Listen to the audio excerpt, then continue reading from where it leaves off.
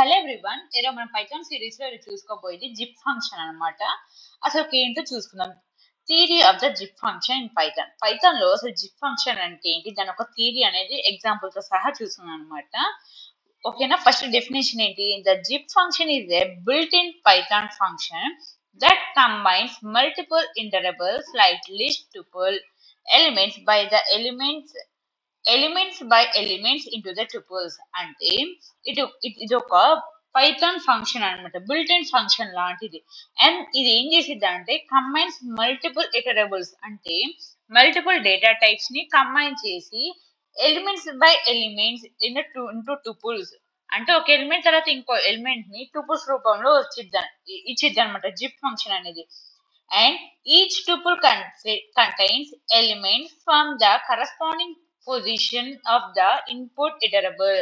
అంటే each tuple అనే element అనేది కరస్పాండింగ్ పొజిషన్ ఇన్పుట్ మీద డిపెండ్ అయ్యే ఉంటది అనమాట. ఓకేనా. So that is a zip function అనమాట. అసలు ఇది ఎలా వర్క్ అయ్యింది, how does it work?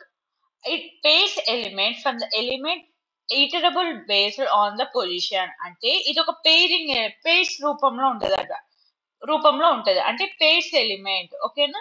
So index 0 with index 0, index 1 with index 1, ఈ విధంగా పేర్ అయ్యిద్ది అనమాట. ఓకేనా, ఆ పొజిషన్స్ బట్టి. And if the iterable are uneven in length, zip function stops when your shortest iterable is executed. అంటే ఒకవేళ అన్ఈవెన్ లెంత్ ఉందంటే, అంటే ఇప్పుడు అన్ఈవెన్ గా ఉన్నప్పుడు అది స్టాప్ అయిద్ది, షార్టెస్ట్ ఇటరబుల్ ఎగ్జిక్యూటెడ్ అయిద్ది అనమాట.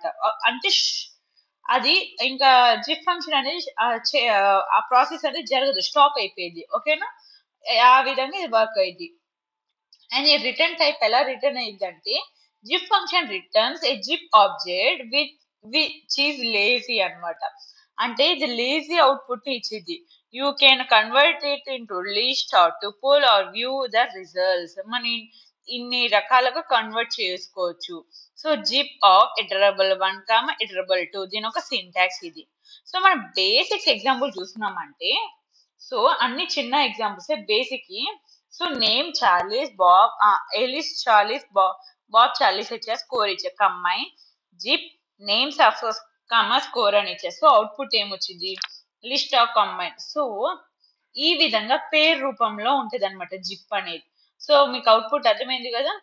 సో మన సెకండ్ ఎగ్జాంపుల్ చూసుకుంటే అన్ని చిన్న ఎగ్జాంపుల్స్. ఓకేనా, కాన్సెప్ట్ అర్థం చేసుకోవాలి మనం ఇక్కడ. సో చూడండి ఇక్కడ. So 1A 2B.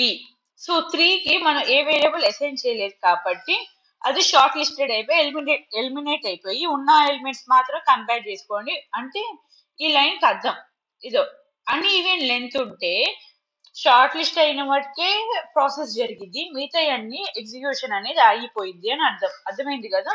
సో ఈ విధంగా థర్డ్ వన్ అనేది ప్రింట్ కాదు, అది మీరు ఇక్కడ సి ఇచ్చారు అనుకోండి, ఆటోమేటిక్ గా ప్రింట్ అయిపోయింది. సో ఇది ఒక సెకండ్ ఎగ్జాంపుల్ అనమాట, జిప్ విత్ డిఫరెంట్ లెంత్ అనమాట. డిఫరెంట్ లెంత్ ఉంది కదా, సో ఇది ఒక 3, ఇది ఒక 2, these are the different length అనమాట. So unzipping using the star అంటే అన్ప్యాకింగ్ అనమాట. సో అది ఎలాగో చూద్దాం. ఓకేనా. సో ఇది కూడా ఒకసారి రన్ చేసి చూద్దాం. సో ఒకసారి అవుట్పుట్ ఏమొచ్చి చూద్దాం. సో ఇక్కడ జిప్డ్ అని ఒక లిస్ట్ ఫామ్ లో ఇచ్చా, అంటే పేరు రూపంలో ఇచ్చా. లెటెస్ట్ కామా నేమ్ అని ఇచ్చి జిప్డ్ ఆఫ్ స్టార్ జిప్డ్ అని ఇచ్చా. సో ప్రింట్ చేసా. సో ఈ విధంగా మనకు అవుట్పుట్ వచ్చింది అనమాట. So x1. సో ఉట్టి ఫస్ట్ ఇవన్నీ అంటే లెటర్స్ అన్ని ఒక చోట ప్రింట్ అయినాయి, నెంబర్స్ అన్ని ఒక చోట ప్రింట్ అయినాయి. అంటే సో ఇక్కడ అన్జిప్పింగ్ అనే అయింది, అంటే సపరేట్ అయినాయి అని అర్థం. సో రియల్ లైఫ్ ఎగ్జాంపుల్ చూసుకుంటే combining names with marks. So మనం వచ్చిన మార్క్స్ తో కంబైన్ చేయాలంటే నేమ్ తో ఈ విధంగా చేసుకోవచ్చు అనమాట. స్టూడెంట్ అని ఇచ్చా, మార్క్స్ ఇచ్చా. For name marks in zip of student marks అని ఇచ్చా. సో ఆ డేటాని కాల్ చేస్తున్నా, ప్రింట్ అని ఇస్తున్నా. సో ఈ విధంగా మనం కాల్ చేసుకోవచ్చు అనమాట. సో ఒకసారి చూడండి స్కోర్. ఒకసారి రన్ చేసి చూద్దాం. సో ఇక్కడ దివ్య స్కోర్ 95, సో 88 అండ్ 79 అని ప్రింట్ అయింది అనమాట. సో ఇది ఒక రియల్ లైఫ్ లో మనం వాడుకోవచ్చు. Creating a dictionary from the two list. So డిక్షనరీని ఎలా క్రియేట్ చేయాలి, ఎలా క్రియేట్ చేస్తాం లిస్ట్ లో ఫ్రమ్ టూ లిస్ట్ లో నుంచి అనేది ఇది ఇంకోటి అనమాట. సో కీ వాల్యూ, కీ ఇచ్చాను, వాల్యూ ఇచ్చాను. సో డేటా డాట్ డిట్ డాట్ జిప్ అని ఇచ్చాను. సో కీ వాల్యూ రూపంలో వచ్చింది print data. So name Ravi, age 25, city Delhi. So key value pair అంటే డిక్షనరీయే కదా. Parallel iteration over the multiple list అంటే parallel iteration over multiple list అనమాట. అంటే మల్టిపుల్ లిస్ట్ మీద ప్యారలల్ ఇటరేషన్ ఎట్లా జరిగిందో చూద్దాం. సో ఫ్రూట్స్ అని ఇచ్చా, కలర్ ఇచ్చా. For fruits comma colour in zip అని ఇచ్చాను. సో ఈ విధంగా ప్రింట్ అయ్యింది. రెడ్ యాపిల్ అంటే రెడ్, ఎల్లో అంటే చూడండి Apple red, banana yellow, I mean grapes are purple. So ఈ విధంగా ప్యారలల్ లిటరేషన్ జరిగింది కదా. సో ఇదొక ఇంకో లాస్ట్ ఎగ్జాంపుల్ అనమాట. అసలు మనం ఇది ఎందుకు వాడతాం, ఎక్కడ వాడతాం? When you want a pair element from two or more list. So list లో టూ ఆర్ మోర్ లిస్ట్ లో యూజ్ చేస్తే మనం పేర్డ్ ఎలిమెంట్స్ కావాలంటే జిప్ ఫంక్షన్ యూజ్ చేస్తాం. వెన్ డూయింగ్ ప్యారలల్ ఇటరేషన్స్ చేసేటప్పుడు, కంబైన్ చేసేటప్పుడు జిప్ ఫంక్షన్ యూజ్ చేస్తాం. When creating డిట్ from the key value pair. So key value pair అంటే డిక్షనరీని యూజ్ చేసేటప్పుడు, క్రియేట్ చేసేటప్పుడు జిప్ ఫంక్షన్ ని యూజ్ చేస్తాం. In direct data processing, CSV reading and matrix transportation, I mean transportations లో మనం జనరల్ గా వాడుతూ ఉంటాం అనమాట. సో నెక్స్ట్ ఏంటి, కీ ఫ్యూచర్స్ చూసుకున్నాం. దాని యొక్క కీ పాయింట్స్ ఏమంటే కంబైన్స్ చేసి దాని ఫస్ట్ వచ్చి combines multiple iterable elements wise. So మనం చూసాం కదా కంబైన్ చేసిన అనమాట. సో ఇక్కడ యాపిల్ ని, ఐ మీన్ ఫ్రూట్ ని దాని ఒక కలర్ ని కంబైన్ చేసినట్టుగా కంబైన్ చేసింది. నెక్స్ట్ ఏంటి, షార్టెస్ట్ వెయిన్ అంటే స్టాప్ ద షార్టెస్ట్ ఇటరబుల్ అంటే అన్ఈవెన్ గా ఉన్నప్పుడు అది స్టాప్ అయింది అనమాట. లాస్ట్ ఎలిమెంట్ కానీ ఏదైతే అన్ఈవెన్ గా ఉందో. సో ఇటరబుల్ అంటే return to zip object. And unzip అంటే use star to unzip the zip data. Star అని పెడితే అన్జిప్ అయిపోయింది అనమాట. ఓకేనా. రియల్ వరల్డ్ అనాలిసిస్ చూసుకుంటే think of the zip function like a zipper on the jacket.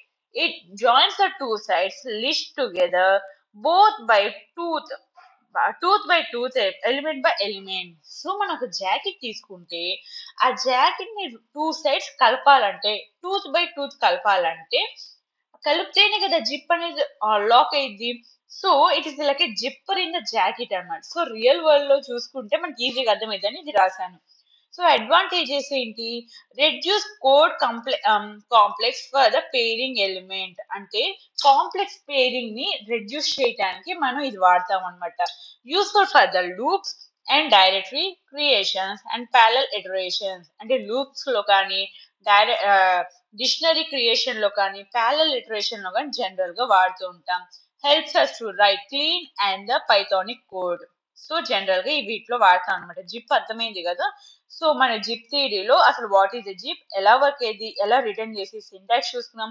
Basic zip ఒక example చూస్తున్నాం, zip with different length example చూస్తున్నాం, అన్జిప్పింగ్ example చూస్తున్నాం. అంటే స్టార్ ఇస్తే అన్జిప్పింగ్ అనమాట, అన్ప్యాకింగ్ అనమాట. And combining names with marks చూసుకున్నాం. అండ్ టూ లిస్ట్ లో ఎలా వర్క్ అయ్యింది, ప్యారలల్ ఇటరేషన్ అసలు ఎందుకు యూజ్ చేస్తాం, దాని ఒక ఫీచర్స్ కీ పాయింట్స్ చూసుకున్నాం. రియల్ వరల్డ్ అనాలిసిస్ లో చూసుకున్నాం, అడ్వాంటేజెస్ చూసుకున్నాం. This is about zip function. Hope you like it. Thank you.